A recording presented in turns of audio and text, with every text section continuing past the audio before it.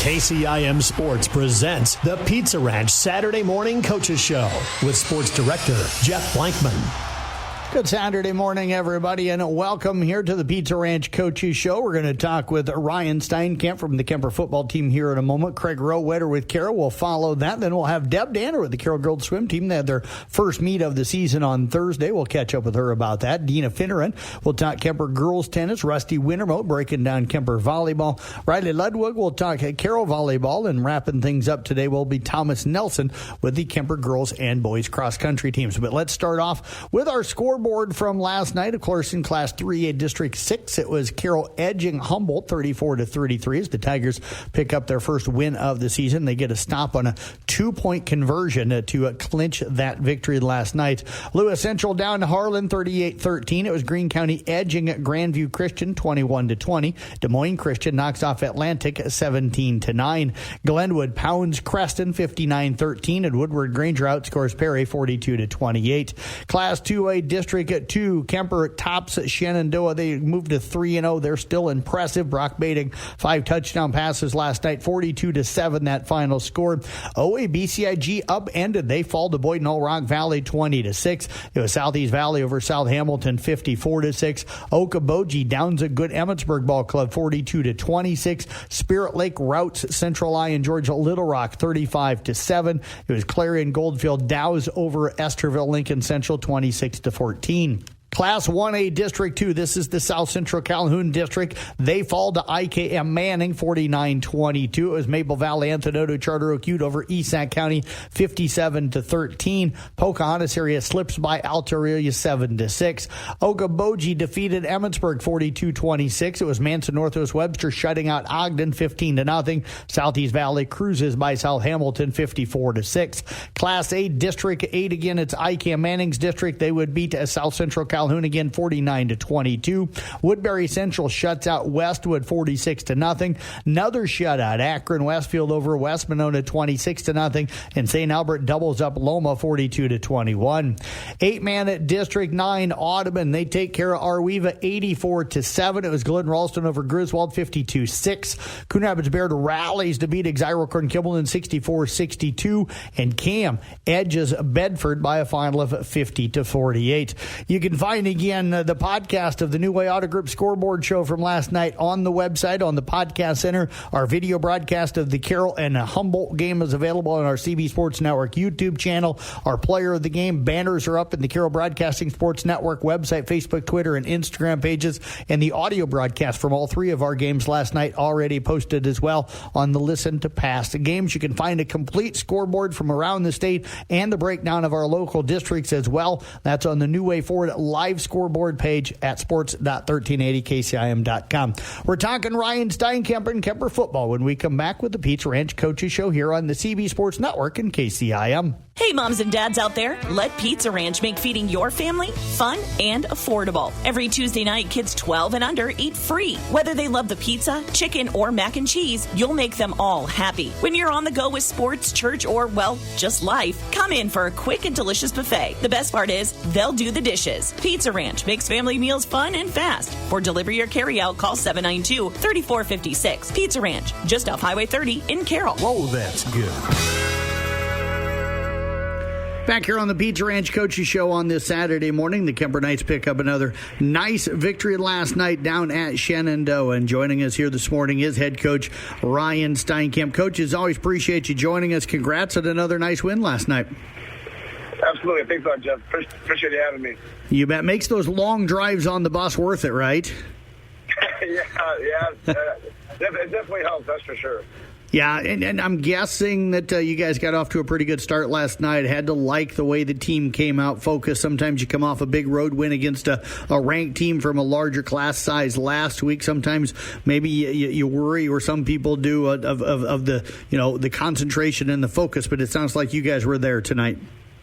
Yeah, no, we definitely the kids locked in for the game got started. We had a good week of practice, and the kickoff return team opened things up with a great return, and Griffin Glad getting in there too. So that was a good start. And then I saw our kids just out there making plays a lot throughout the night. Sounded like the pass game was really effective. I think Brock had 5 touchdown passes or something like that, if I remember right. So what was clicking offensively? Honestly, the receiver's very good routes too, but a lot of credit goes to the O-line, giving him time and stuff. So, I mean, when he has time, we got some good athletes out there. They're able to do the thing and find space, and then Brock hits them the good passes. Mention those guys up front, and they probably don't get talked about as much as they should, huh? No, they do a good job. You got Will Bears, Preston Nami, Connor Keeley, Lucas Steele, and Reese Steger all do a great job. Did Brock feel any pressure all game, or was he pretty much just able to sit back there and sit in the pocket as long as he needed to? They got them a little bit, Shenandoah did a really good job of, they've been at forefront, and they kind of just fired off as fast as they could. So, they were able to stuff out a run a couple times just by how much pressure they got. They got there a few times, but Brock did a good job moving the pocket, and O-line giving him enough time to make the plays. Coach, did you guys have a lot of different receivers catching balls, or did Brock have a favorite target or two in the game? No, it sounds like, from what I recall, he definitely spread out quite a bit. Who had pretty good games, though, receiving? Anybody stand out for you, or was it just really balanced?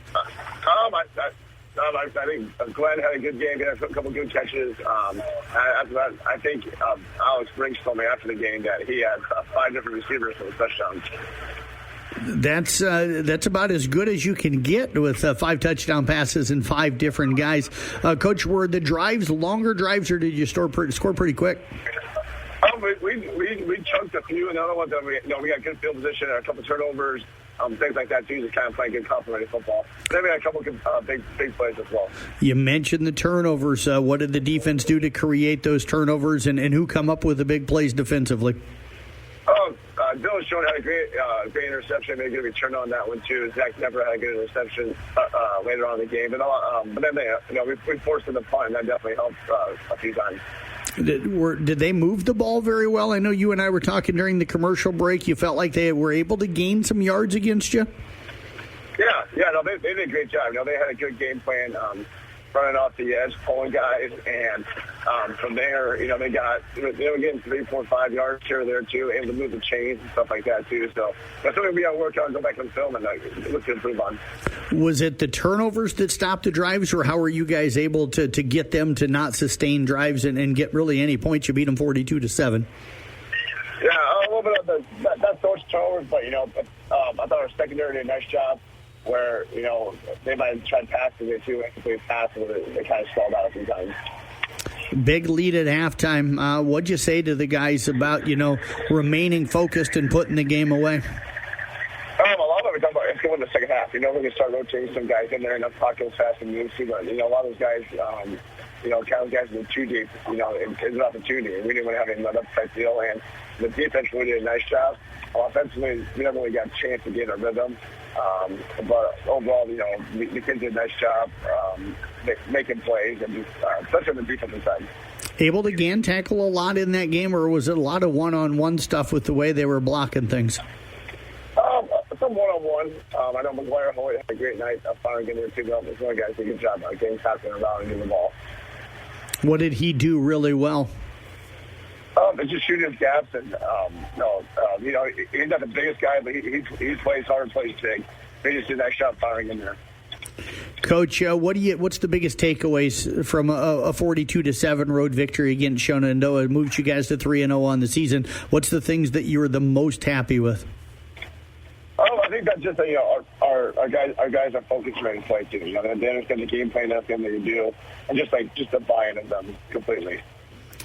Biggest concerns, was it their ability to get the edge and run the ball? Is that kind of what I gather from you, or did something else concern you even a little more?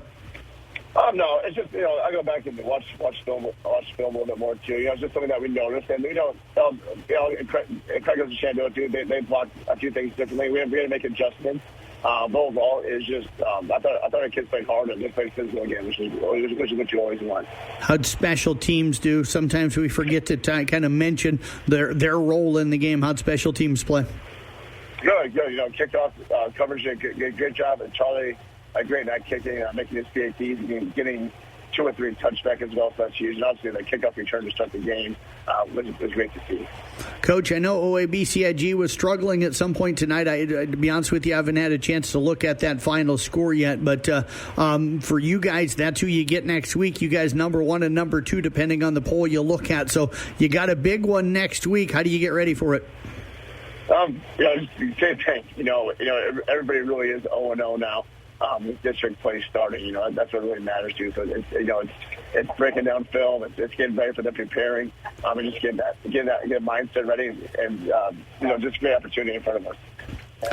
How much do you think? I did just check the score. They got beat 20-6. What do you think that does for them mentally as they get ready for the game with you guys?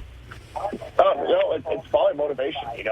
Sometimes a loss can make up a team a lot more than a win and stuff too. So just that game, they're going to go back to that and learn from it too. We all learn from it as well. So I know they'll be ready to go, and that'd be a great opponent in week 1 of district. Well, Coach, I tell you what, congratulations on the win. Appreciate you joining us here. Enjoy the weekend, and looking forward to catching up with you next week for that big game with OAB-CIG. Awesome. Thanks a lot, Jeff. Appreciate it. You bet. Head coach Ryan Steinkamp again with the Kemper football team. Again, they pick up a 42-7 victory last night at Shenandoah. Available now at carrollbroadcasting.com is a brand new episode of my podcast, Must Know People. Hi, it's John Ryan. This time, we focus in on an iconic business around the area. Red's Place in Breda. Bruce and Russ Bass have owned it for 38 years. They talk about the story of their ownership, the early days, and of course, the devastating fire about a dozen years ago. Join us, Must Know People. It's available now at carrollbroadcasting.com with Red's Place. Carroll is coming together to make our parks more inclusive. They're raising funds to install core board communication signs at all 10 parks, helping children and families of all abilities connect through play. Thanks to generous donors, lumber and concrete have been covered, and they've already raised over $3,400. Now they're just $1,500 away from finishing the project and adding plaques to recognize every donor. No donation is too small, and every gift will be remembered. To help, call 712-830-4454. Together, we can give every child a voice. Carroll Tigers pick up their first win of the season last night, holding on to beat Humboldt 34-33. Joining us here on the Pizza Ranch Coaches Show is head coach Craig Rowetter. Coach, did you get some sleep last night, or did that one kind of keep you up tossing and turning and thinking about it all night long? No, we put in a lot of hours on film, so I was ready for bed last night. But it was I think if it went the other way, I would have probably been up just playing the what-ifs game. But, no, it was a good night of sleep, actually. Yeah, you guys up 34-20, if anybody didn't know, late. I think 2.5 minutes left. You end up winning 34-33. They go for 2. We talked to you on the New Way Auto Group scoreboard show last night. You hadn't had a chance to see film to see who was all in on that final play on the 2-point conversion, but you were able to break it down pretty well last night. You had 3 guys that really kind of got a part of that tackle. Yeah, it was kind of the swarm mentality on defense, and like I said, last night I didn't watch. I headed south down the sideline and waited to hear the reaction of the crowd. But after film, they kind of ran their good running back. They tried to go off to their right, and Lincoln Burke actually came up from his secondary position and kind of set the edge and forced him back in. And Quentin Polking shot in and got a hold of a leg, and he's a pretty good wrestler. So once he gets to a leg, not too many are getting out. And then Gavin Holt kind of came through the middle and, like he's done all year, made a big play and finished it off. And that gave you guys, it still wasn't over yet. Lincoln Burke had to jump on the onside kick. They had recovered one just a minute or two prior to that game time to give them a chance to tie you guys or to win it with the 2-point conversion. So critical play for Lincoln back-to-back then to kind of push him back inside for the tackle on the 2-point conversion and then to pounce on that onside kick. Yeah, and that was a big one. I mean, it goes without saying, but, just to have the, whereabouts and just kind of seal the deal there. Coach, for you, how do you judge the secondary? You have 4 interceptions, so you got to be pretty pleased there. But at the same time, you guys gave up some chunk plays in the pass game and kind of gave up some penalties there late that helped on their last 2 drives to give them a chance to win. So it's kind of an up and down game maybe for the secondary? Yeah, I mean, and there's a lot of, back, it's going to sound like an old man here, but back when I was calling defense, we did a lot of man coverage, so it's pretty easy to tell who screwed up.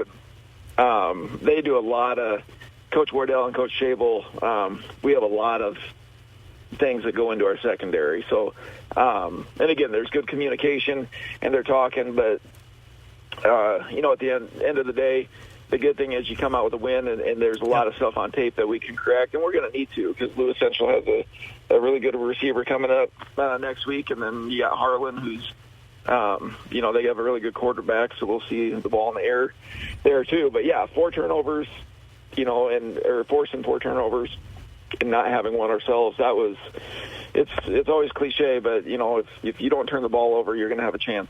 You give yourself a chance to win. You guys, I thought, did a pretty good job. The Flaherty kid at quarterback, Jackson, hurt you a little bit on that opening drive. Did you guys change anything? What happened? Because after that, until that last couple of minutes of the game, he didn't really hurt you as much, except for that 173-yard scamper down the sidelines. But I thought you guys contained him much better after that opening drive. Yeah, we didn't really change much at all. It's kind of that, kind of similar to when we were playing Gilbert and Spencer with their double wing attacks. It's one thing to have your scout team run it in the, during the week and stuff, but when we don't have anybody like that to play scout quarterback. Yeah. So I think it just takes you a series to kind of get a feel for how quick and fast he really is, and then just making the right adjustments on the angles. And but I thought overall, again, with the exception of 1 or 2 times, I felt like our defensive line did a nice job containing. Coach, got to be happy with the offense last night. For one, Kieran Polkin kicks 2 40-yard field goals, so that's special teams, but the offense got you in rhythm and in range. But you guys, besides maybe a possession or 2, really moved the football extremely well, and you did what you wanted to do. You chewed up clock, and you kept the ball on the ground for the most part. Yeah, I think I'm going to kind of hash out the final stats here tonight, but I'm pretty positive we were over 300 on the ground. Mm-hmm. And it wasn't, we weren't trying to trick them.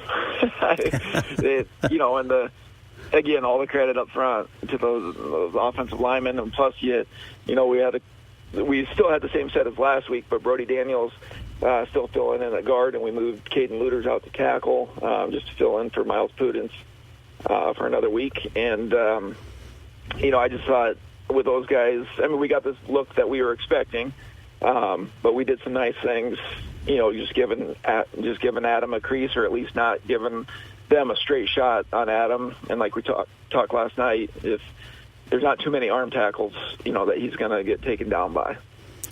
Coach, those couple of drives that pushed that lead to 34-20, what was effective for you guys? Because you were able to do a number of different things, but you got Michael kind of established on the inside. You were still able to run Camden and also Adam in that. So kind of everything clicking a little bit. As an offensive coordinator, what were you looking at there? Well, we kind of look at their personality, because they ended up moving early. I think it was after our first drive, actually, where we kind of marched it for 80 yards and took up 9 minutes or whatever it was. And they moved their nose guard out to the strong side defensive end position. And so that we had to kind of adjust there. That kind of took 2 blockers for us, Moyer and Kieran Polking kind of double teamed that, so that there's a slight adjustment there.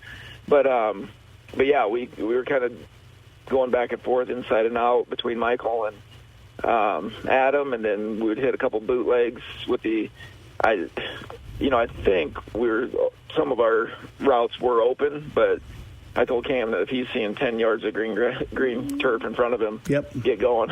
So he took advantage, getting some of those open looks on the bootlegs, and then we did, instead of just always kind of hammering that strong side, we made a couple adjustments with just a little weak side ISO again with Michael, and then we actually switched it up and gave Adam a couple of those two, and then used Michael as a lead blocker there.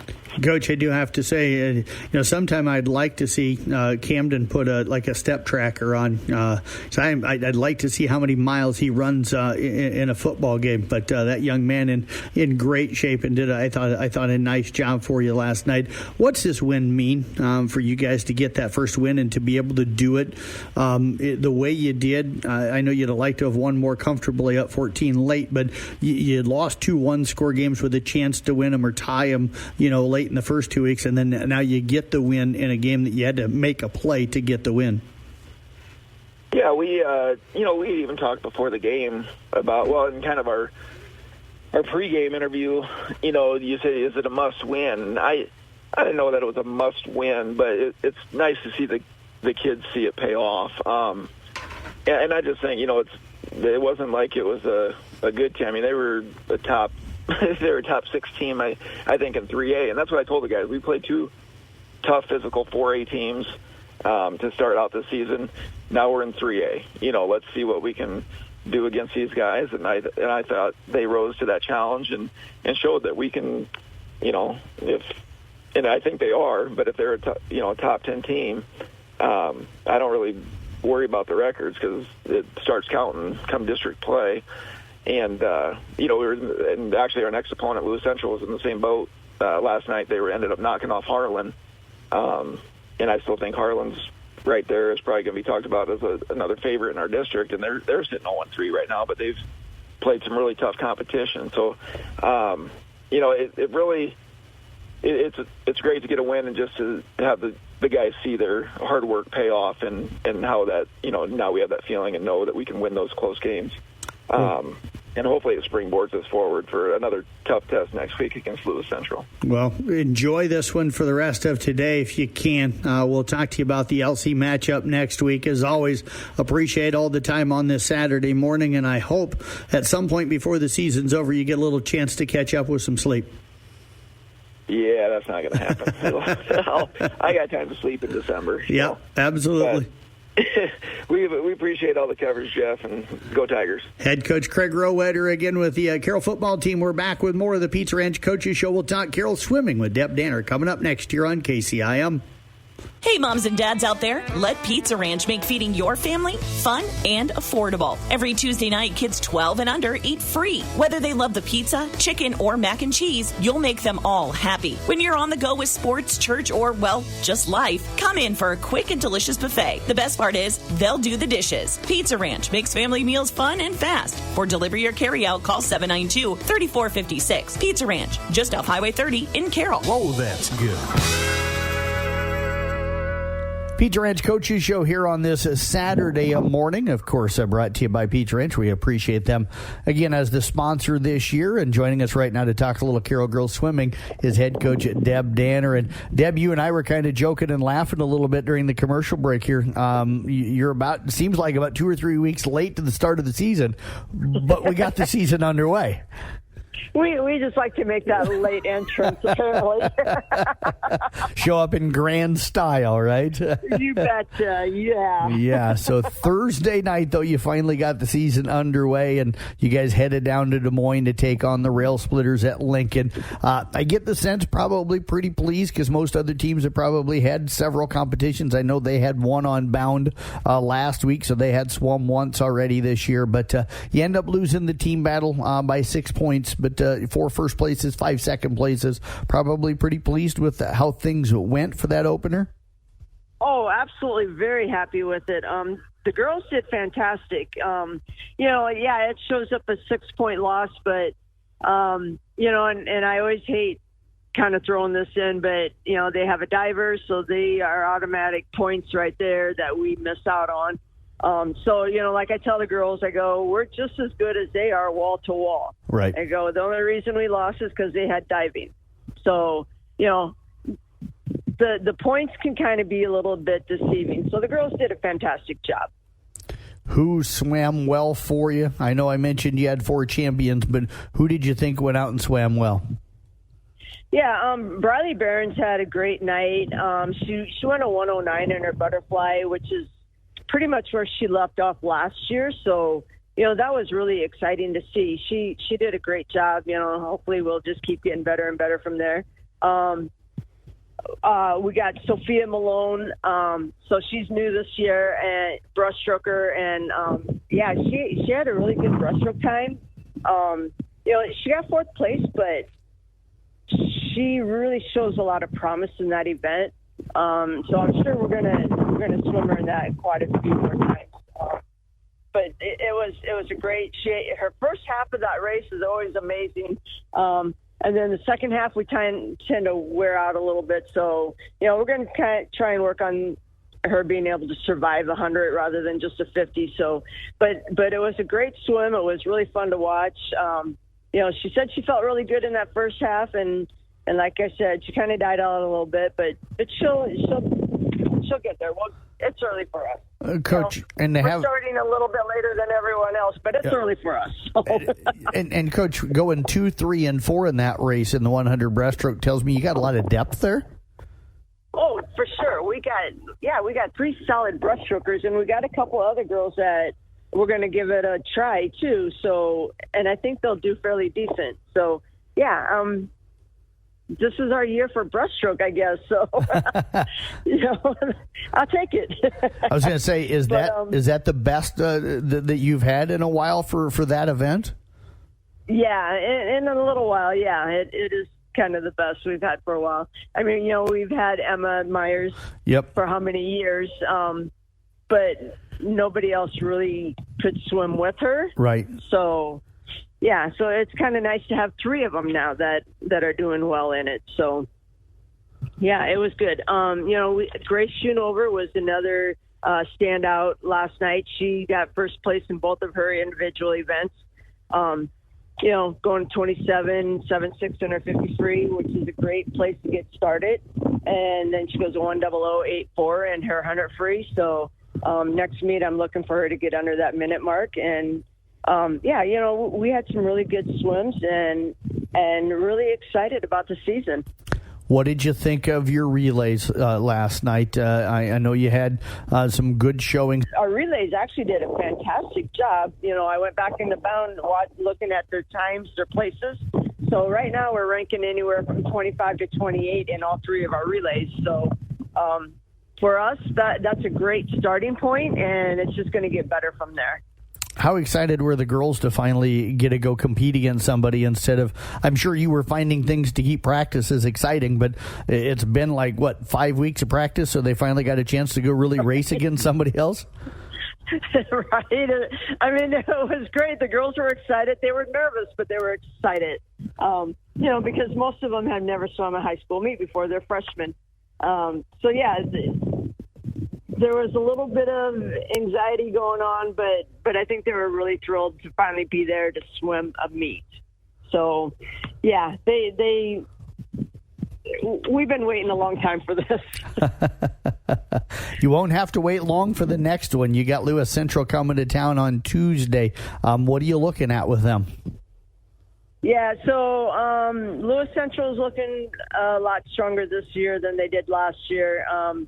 So we're gonna mix things up a little bit and just try some other events with some of these girls. Like I said, over half my team is new this year, so we got to try some different things and see what they can do. You just never know. Well, Coach, as always, it's good to catch up with you. I think this is the first of about 30 straight weeks that we'll probably talk. But it's always fun catching up. Congrats on getting the season started and a really nice job on Thursday night. Best of luck coming up on Tuesday. Great, thank you. You bet. Head coach Deb Danner again with the Carroll Girls Swim Team, back with more here on the Pizza Ranch Coaches Show on KCIM. Join us in supporting Corey Wiedrin as he battles a rare and aggressive cancer. A special benefit will be held Saturday, September 27th at Wasted Grain in Carroll. The evening kicks off with a live auction at 6, featuring incredible items like a Caitlin Clark autographed jersey, Iowa State and Iowa signed footballs and basketballs, and so much more. Then stick around for live music from Damon Dotson starting at 8. All proceeds go towards Corey's medical expenses. Let's come together and handle hard better. Back here on the Pizza Ranch Coaches Show, talking some Kemper girls tennis right now. Joining us is Dina Finner, and the head coach. And Dina, I teased you here during the commercial break. If you and the girls have caught up on any rest, it has been just a crazy week. You guys had 3 matches in 4 days. You went to Corning, Shenandoah, and to Sergeant Bluff Luton. I'm guessing you're tired of looking at like a van, windshield and stuff. Oh, it's been such a long week, but we've done very well this week. You have. What stood out for you about the overall performance for the girls? Well, we came in 4th place at the Hawkeye 10. My girls played very well. Charlotte came in 2nd in my number 1 singles, and Bella came in 2 with my number 2 singles. I mean, she came in 3rd in my number 2 singles. Sorry. So how well did both of those two play? They played very well. Charlotte, she made it all the way up to, against Shenandoah. The Shenandoah girl played very, she's just a very good tennis player. It was a good match against both of them. And she, it was a good match. And I can't wait to see how they play out and what it's going to look like at state. What did Charlotte do well in that matchup and throughout the day on Wednesday? Charlotte's just working on a lot of different techniques of, doing her kind of some short strokes and her long strokes and just trying some different serves out. So, she's just trying to perfect her game. You mentioned Bella finishing up in 3rd. She bounced back a little bit, to take that 3rd place match after losing in the semifinals. What did you see from her and the way she competed during the day? Well, with the Hawkeye 10, they had us on 2 different courts. So I was actually on Charlotte's court, and my assistant was on Bella's court. So I didn't actually get to see her play. I just saw the outcome. Is it frustrating to have it where they're playing at the exact same time like that? Yes, it is, because I would have loved to see her play. So doubles-wise, how did you feel like the 2 doubles teams played? I know you didn't end up, placing as high. You got 7th and then did not place in the other one. But overall, what did you see from the doubles teams of Reagan Garriger and Rhea Koink, and then also your other team of Meredith Sturm and Mirabelle Abraham? Yeah, so my number 1 doubles team, I got to watch play. They played very well together. A lot of good communication. They won. They lost one, but then they fought back to come back in 7th place. My number 2 doubles, again, as I said, they played on a different court, so I didn't get to see them play. But yesterday we played against Sergeant Luton Bluff, and they won their match there. So they are improving. They're really working well together. So I see them really advancing. So they're doing well. And, Coach, you mentioned going up to Sergeant Bluff Luton yesterday. How much did the travel? You guys were in Corning on Monday, and then Wednesday you're at Shenandoah. I know you got back late. I had texted you on Wednesday evening at 5:30, and you were still down there and still playing. So it had to have been a late night getting back. Did that impact, you think, your play at all up at Sergeant Bluff Luton? I think it impacted a little bit. I'm thinking my girls were a little tired. It's been a long week. We had a lot of travel. But, Sergeant Bluff Luton, they're pretty good players. So, but it gave good competition. So hopefully it will prepare us for going into the qualifiers. And you got to talk about the competitive level of the girls. You lost 5-1 in singles, so technically the match as far as was over. But you take 2 of 3 in the doubles, so I had to be happy with the way the girls kind of settled in for doubles. Yes, yeah. It showed that they were ready to come back and play again. Coach, any comments on that sweep of Southwest Valley that you had on Monday? When we played Southwest Valley, it was kind of a neat competition. It was extremely windy, so totally different type of a weather competition than what we've had to play in so far this fall. They adapted very well to the weather conditions, so I was really impressed with my girls on that one. It was a really nice. It was just a really good game. You head into postseason now. Hard to believe that the regular season is over, but you're over in Boone on Wednesday morning for the Class 1A Region 2 individual tournament, and then you're hoping to maybe be able to host the team event coming up on Saturday. So your thoughts on both of those matches coming up next week in postseason? Yeah, I think we have a good shot. I'm really looking forward to it. So hopefully I see us moving forward. What do you got to do to move forward? And are you going kind of with the same groups that you did individual and doubles wise at the individual tournament that you did at the Hawkeye 10? Yep, that's what we're looking for. So that's what we've been practicing, and that's kind of how we're looking to prepare to go forward. When do you find out if you get a host on Saturday? I think I find out today. Okay. Well, we wish you the best of luck with that. Hopefully you get a host so we can see you on Saturday morning. But appreciate all of the time here today. Get some rest and get caught up, and best of luck next week.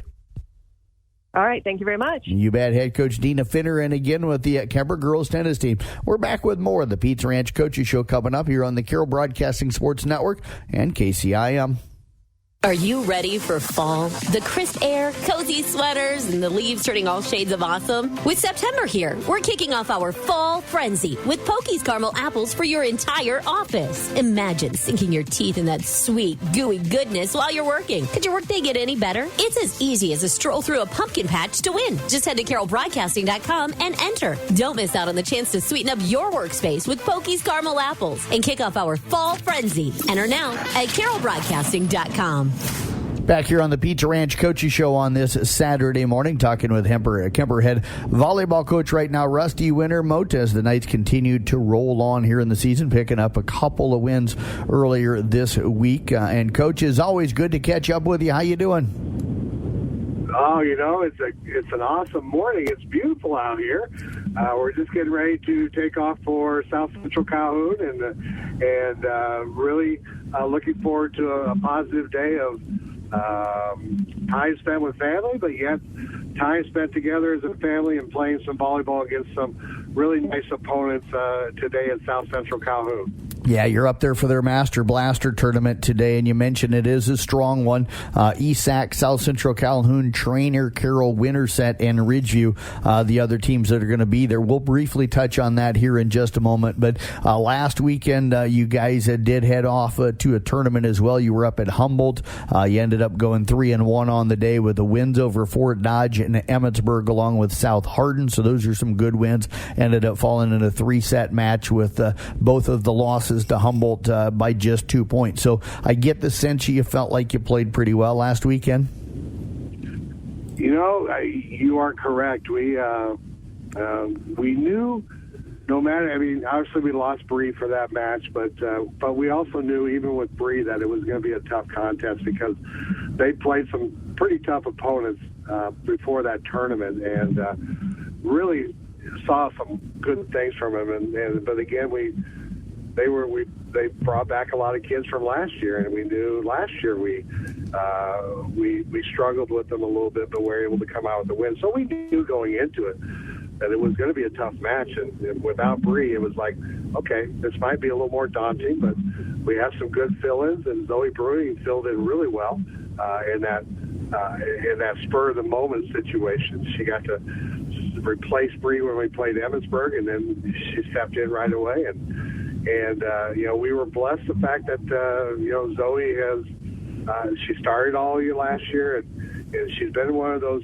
team players, and we always say, Zoe, I need you to play right side hitter. Zoe, I just need you to serve today. And during a match, it's like, okay, coach, what do you need? Whatever you need me to do. And so we filled in, and the kids adjusted. And about the only real big adjustment we had to make, and I think it's always a tough one, is that how we're going to adjust on serve receive without Bree. And Riley Sommerfeld came in and did a nice job, and Zoe had to serve receive in one rotation. But the key cog to that was Kaylee Simons. Kaylee and Mia both kind of absorbed a lot more responsibility on that and really shined, especially in that matchup against Humboldt.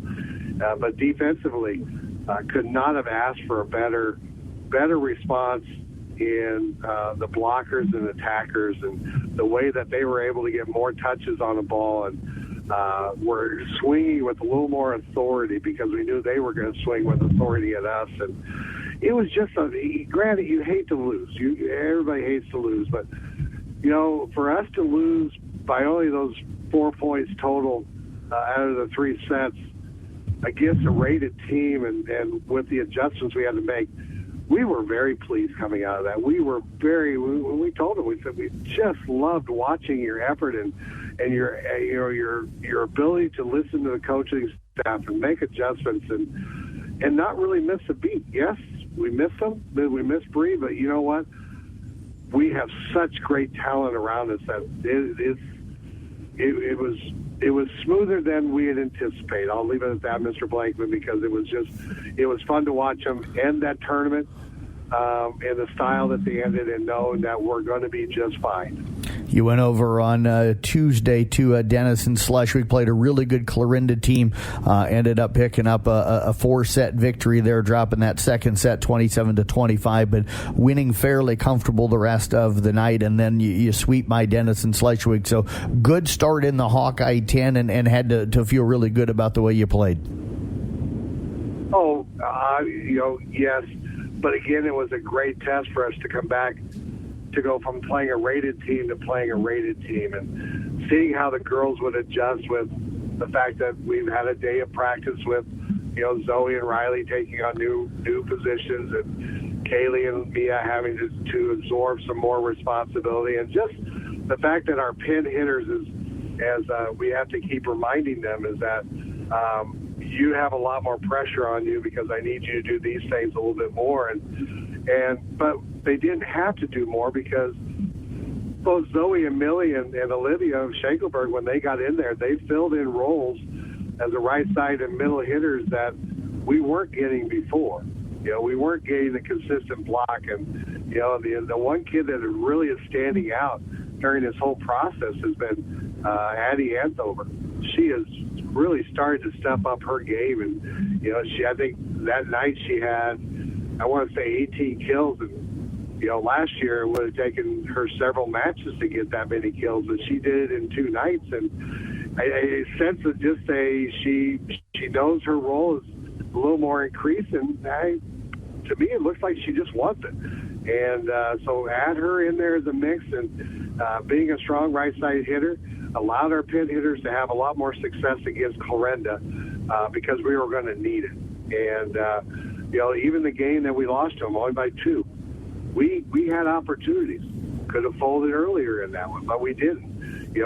Game 1, game 3, and 4, when we won those, they were still tight, but we never let them get ahead of us. We just stayed ahead of them. It just kind of we stayed within the game plan. We didn't try and overdo anything, but they just were calmer. They just knew what they had to do, but they also it's a group that if you'll keep a fire underneath them, they're a very talented group. And Clarinda is had a lot more kids coming back, except for missing Jersey, their best hitter from last year. But they're quick. They run a quick offense, and until we could adjust to that quick offense, they were kind of getting shots that we weren't able to adjust to. But the kids did a great job of listening to the coaches about, we've got to go up with the center, we've got to go up with the middle, and just those timing things on the block, and we started to get more blocks. So, and then they ended strong against Denison, and now we're prepared for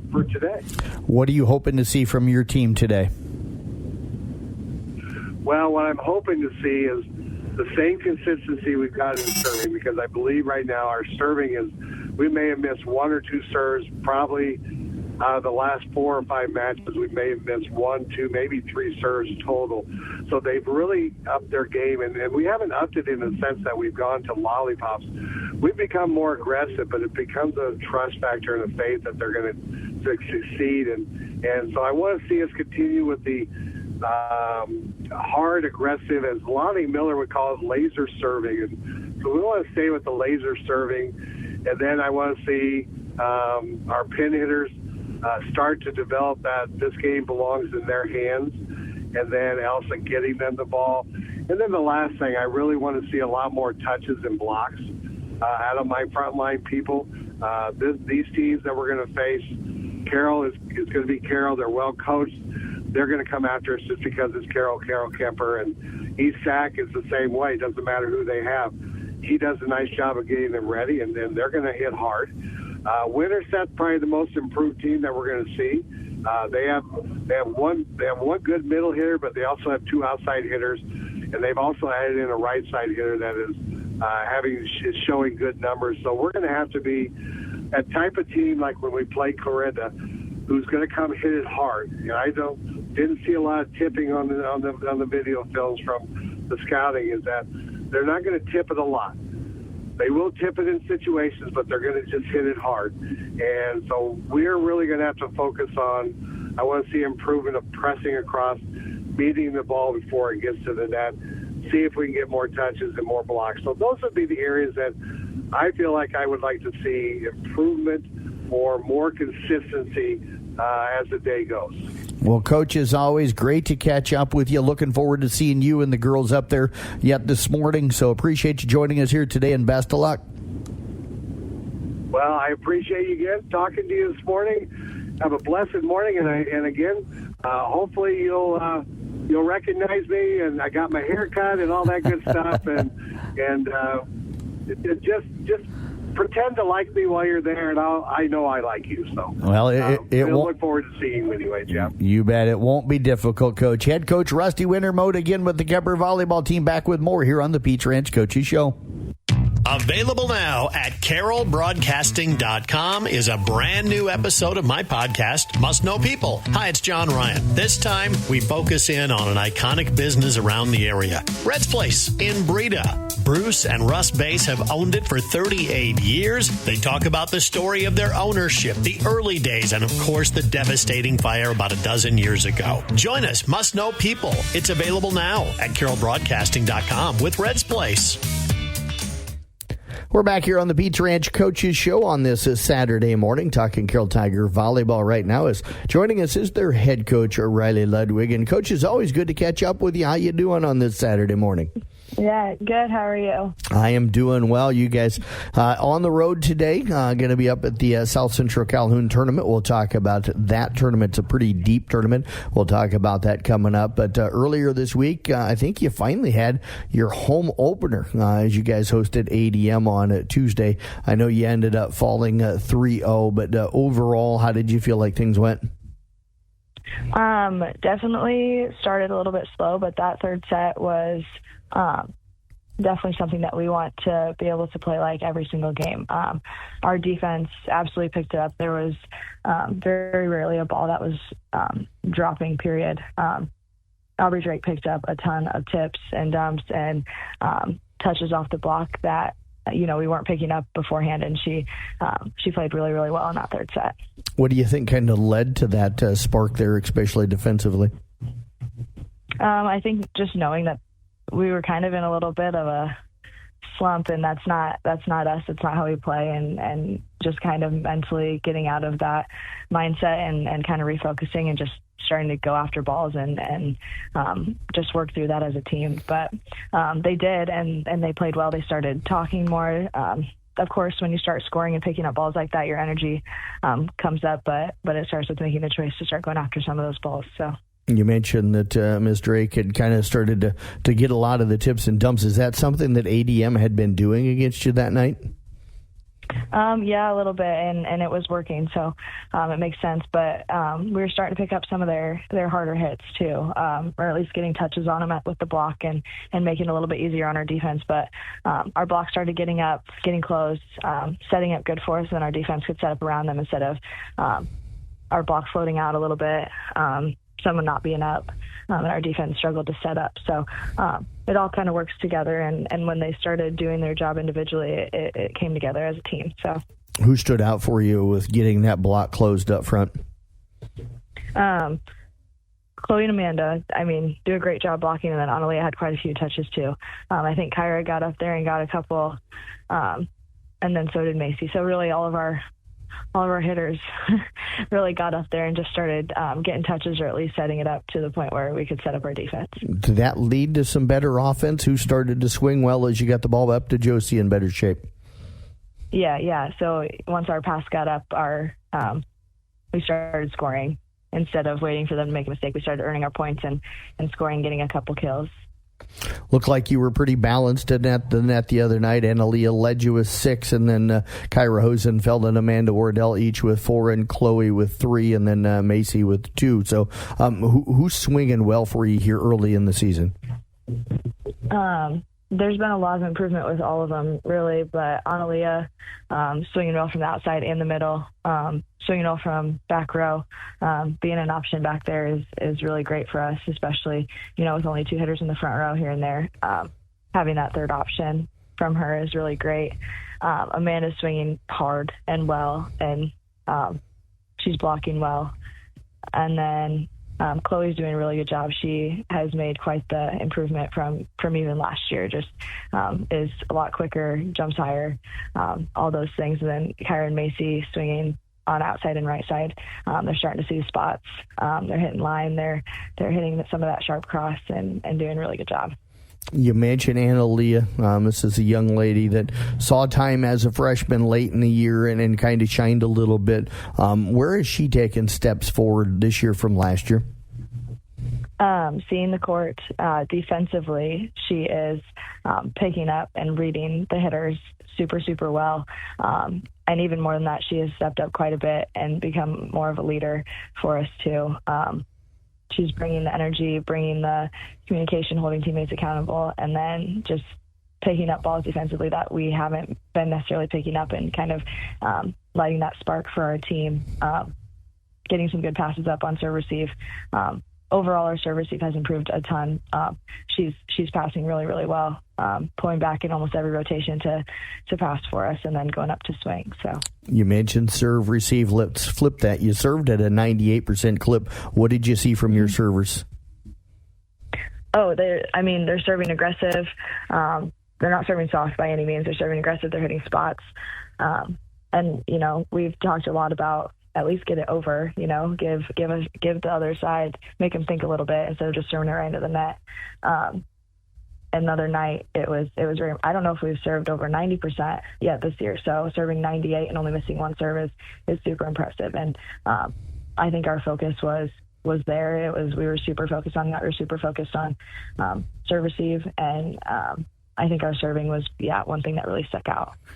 Did you have a good week of practice then after that leading into today's tournament? Yeah, I think coming off of that, like end of second set and then that third set, coming off of that and playing so well, it was easy to come into practice and talk about all the positives that we had, but also fix some of the things that, we didn't do super well in the first 2 sets. But we know lots of games these next 4 weekends. I think we're 4 weekends in a row playing 5 or 6 games a day. So getting ready for that, mentally and physically and skill-wise, and being ready to play and play hard and decrease some of our errors and just work together. You guys are at the South Central Calhoun tournament today. You're already up there. ESAC, of course, South Central trainer, Winterset, who you saw earlier this year, Kemper and Ridgeview. So some pretty salty teams there. What are you wanting to see today? I'm just excited for us to compete, go out there and compete with every single team there.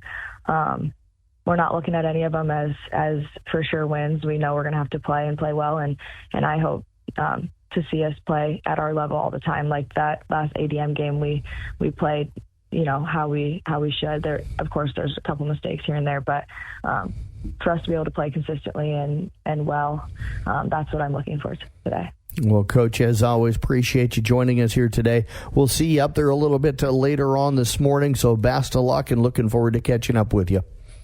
Thank you. You bet. Head coach Riley Ludwig again with the Carroll volleyball team. Back with more of the Pete's Ranch Coaches Show coming up next year on the Carroll Broadcasting Sports Network and KCIM. Hey, moms and dads out there, let Pizza Ranch make feeding your family fun and affordable. Every Tuesday night, kids 12 and under eat free. Whether they love the pizza, chicken, or mac and cheese, you'll make them all happy. When you're on the go with sports, church, or, well, just life, come in for a quick and delicious buffet. The best part is, they'll do the dishes. Pizza Ranch makes family meals fun and fast. For delivery or carryout, call 792-3456. Pizza Ranch, just off Highway 30 in Carroll. Whoa, that's good. Back here on the Pizza Ranch Coaches Show on this Saturday morning. Jeff Blackman talking some Kemper cross country right now is joining us as head coach Thomas Nelson. Coach, it's always good to catch up with you. How you doing? Doing great, and it's always great to speak with you. Coach, we've talked just last Saturday, but you guys haven't had a meet since then. So it's kind of one of those weeks for you where you get the week off. It's still early in the season, but you're headed up to Holstein this morning. In fact, you're pretty much probably already there as the event getting underway here soon. How was the week? What did you guys kind of focus on to get everybody ready? We had a really good week of practice. We got a pretty tough track workout in on Tuesday afternoon. Really worked on trying to get to what our race pace is going to look like about 2 weeks from now. So it was definitely really challenging for the kids just because they're running faster than they've already been running at races. But I think it was a really productive workout for us. It was lukewarm on Tuesday afternoon, which will probably give us a pretty good simulation of what the weather is going to feel like on the kids as they're running today. So just kind of getting a bit more used to the heat after we had a really mild start to the season heat-wise. We'll talk about that heat here in just a moment and its impact on the races, Coach. But I do want to, I talk to a lot of you cross-country coaches, and you guys all talk about doing those track workouts. But for our listeners out there that maybe are wondering, when you say it's kind of a tough track workout, what type of workout do you do? So what we're doing is we're setting goals for times for our kids to be able to run basically 2 weeks away from the workout. And then they're going to run limited distances. So we did 800, 1600, 1600, 800 with small breaks in between to get their legs more accustomed to running at those paces. So it's challenging for them because they're running over 3 miles at a pace that they haven't even been able to hit in 3 miles yet.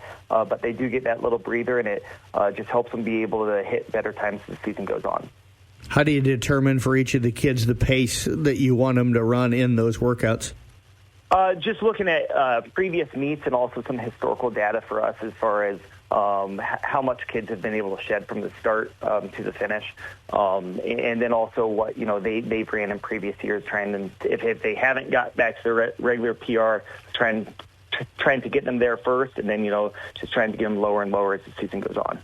I'm imagining the kids, that's probably some of their least enjoyable days. I believe Dayton said, I'm glad that's the last one of those workouts that I'm doing in my career. And I think Fletch and Thomas were happy with that, too. As far as that specific track, they know we've got more track ones, but every year this one comes up. It's something we've been doing for at least the last 3. And kids know this one is a super challenging one. And the other thing they know we've got coming up down the line is, next week is homecoming week. And there's lots of awesome stuff that goes on. But one of the awesome things we do is a track workout homecoming Friday morning. And that's another really challenging one. But like I said, we've seen over the years of data that both those end up helping our results as the season goes on. And, Coach, with next week being homecoming, are you guys doing the traditional run again this year? Yeah, we are planning on running from OA all the way down to Carroll. We're going to do that next Thursday, actually kind of making routes and plans for that as we speak and shortly after over the next couple of days to finalize everything with that. And with homecoming, I do want to mention, just right now, thank you to all our parents. They do awesome stuff for us all season long. They do team meals. They're always at our meets supporting us. But with homecoming in particular, they just do so much, whether it's getting the lawn displays ready, getting the trailers ready for both parades, because really we have 2 weeks of homecoming, one for Kemper and one for Carroll. And we just appreciate what they do in making the time special for the kids in the schools. Coach, we mentioned that it's going to be warm. You did, and it's kind of adjusted the schedule. What have they changed the schedule to? So they've moved. They were going to run. It's multiple classes at this meet, Class A, Class B. We're in the larger class, Class A. And originally they were just going to run all of Class A varsity and JV together. But they've now moved it to where all girls varsity Class A and B and all boys varsity Class A and B will be the first 2 races. So they'll be able to get out there before anything gets too warm.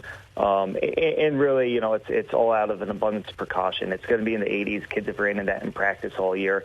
We'll be okay. We just got to make sure, to stay mentally tough and realize that we can get through the race, whether it's cold or hot.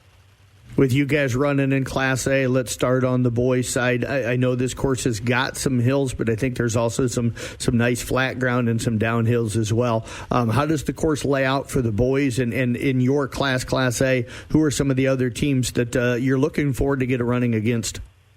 We're really looking forward to running against Spencer and MOC Floyd Valley, as well as Sergeant Bluff Ludden. We're going to be in close competition with those teams.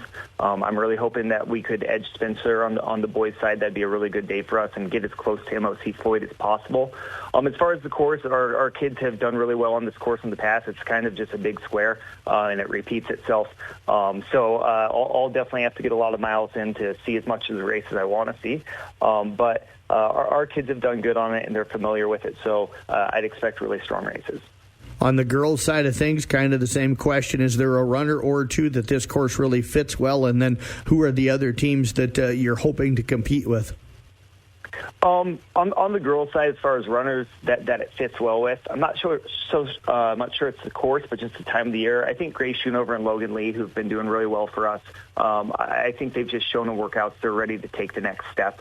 So I'm really looking forward to see if they can, shed some time or place a little higher than, they've been expected in the past. And then as far as the teams, Sioux City East and Sioux City West are kind of comparable to us. So, beating one of them and being as close as possible to the other would show a lot of progress. And then just continuing to see our pack, especially now that Logan and Grace have kind of separated, where are the next 5 girls going to be? And we've seen sometimes Maddie's beat Anna, once Anna beat Maddie, and how close a spread can we keep at the same time that we're still pushing our times and getting faster and faster. Coach, real quick here, I know you're going to Storm Lake on Tuesday. First time you said up to that meet. How did this one get put onto the schedule? We were looking. I was just looking for a meet I could kind of follow kids around a little better at. We used to run at Panorama. For a while they did it on the golf course, and then when they switched it out by their school, it just became kind of hard for spectators. I know we had some families who were like a little disappointed because they liked it because it was a true cross-country course. You're out there around the lake. But as a coach, I like to be able to see the kids more than twice in a meet. And so that's kind of what brought us to Storm Lake. I know our kids are looking forward to a change-up because a lot of meets we do run year in, year out. So this gives them a chance to run a different type of course and go against some different teams. So that's kind of what led to the change up there. Well, Coach, as always, we appreciate all the time on this Saturday morning. Best of luck up in Holstein, and stay cool for you and the runners today if you can. Thank you very much. Have a great weekend. Head coach Thomas Nelson again with the Kemper Cross Country team joining us here on the Pizza Ranch Coaches Show on the CB Sports Network. We're back with more here on KCIM. Dries Company, a trusted family-owned leader in mechanical and electrical contracting for 92 years, is hiring an appliance delivery and EcoWater salt and water delivery person. This full-time role offers excellent benefits, career growth, and hands-on training. No experience required. They're looking for motivated individuals with a strong work ethic and commitment to safety. Join a team that values integrity, hard work, and opportunity. Apply today and grow with Dries Company. It's going to wrap up our Pizza Ranch Coaches Show for you on this Saturday morning. Thanks to Ryan Steinkamp, Craig Rowetter, Deb Danner, Dina Finneran, Rusty Wintermote, Riley Ludwig, and Thomas Nelson for joining us. Thank you for joining us here as well. Some local sports coming up for you today in volleyball. Carroll, Esack, and Kemper at the South Central Calhoun Tournament up in Rockwell City. That gets underway at 8 this morning. And then, of course, in cross country, Kemper, Arweva, Esack, and South Central Calhoun girls and boys teams at the Ridgeview Tournament up in Holstein starting at 9 o'clock this morning. Recaps of both of those events from today and all of the football games from Friday night will be posted to the Brinks Exterior Sports Report at sports.1380kcim.com coming up over the weekend, so make sure you keep an eye for those. Have a great weekend, everybody, and thanks for listening to the Pizza Ranch Coaches Show here on the CB Sports Network and KCIM.